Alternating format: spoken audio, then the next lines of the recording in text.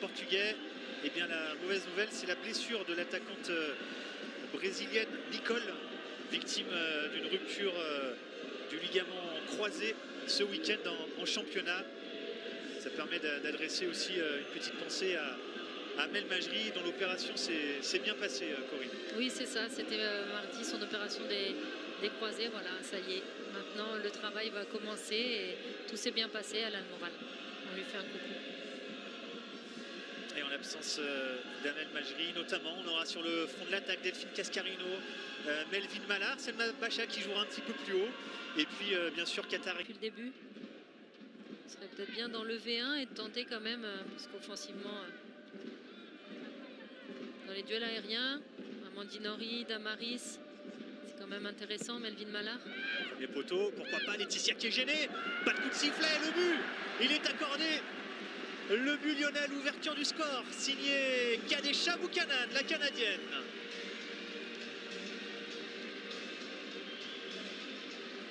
Et bien voilà, Corinne, écoutée, entendue sur ce corner, enfin dangereuse, enfin efficace. Les Lyonnaises sur cette phase de jeu.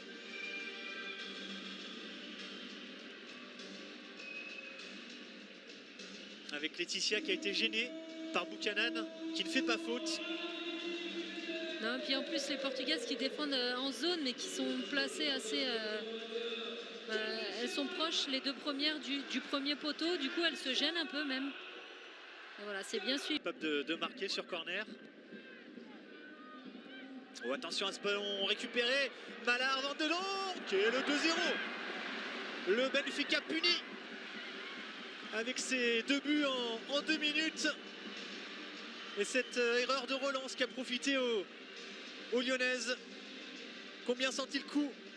La semaine dernière, c'était Van de Donk pour Malard. Cette fois-ci, les rôles ont été inversés. Et c'est la néerlandaise qui ouvre son compteur dans la compétition. C'est bien de vouloir repartir court, de toujours essayer de jouer, mais faut faire très attention aux relances axiales, surtout comme ça. Très verticale. Elle n'a pas pris son information, c'est bien sorti de suite dans les pieds de la part de Van de Donk. Macario qui a vu le départ de Cascarino. Cascarino, le centre en retrait, ça a été dévié. Macario pour un nouveau centre, la reprise acrobatique de Melvin Malard pour le 3e but, il est magnifique. Elle a l'air d'être présente et bien joué de la part de Macario. Son petit crochet, elle prend le temps, elle regarde. Très bon centre. Très joli but. Magnifique, le geste, l'inspiration de Melvin Malard. C'est vrai. Dans le même but. Camille Abili qui avait inscrit un sur Amandine Henry qui s'est projetée. On demande une main, ça n'est pas signalé. Si, penalty. C'est parti pour l'internationale américaine. Macario, c'est dévié, mais ça finit au fond du filet. Elle était partie du bon côté. Laetitia, ça n'a pas suffi. 4-0 pour l'OL. Il est quand même bien tiré parce qu'il y a de la puissance. Voilà, la gardienne est dessus, mais...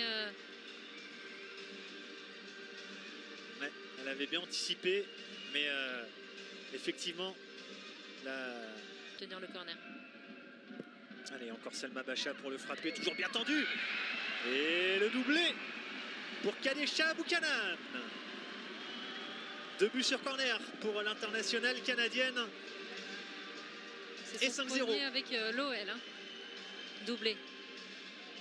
Et 5-0 pour l'OL, alors que Laetitia, la gardienne, reste au sol.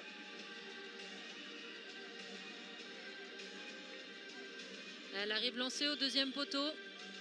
La défenseur est sur les talons.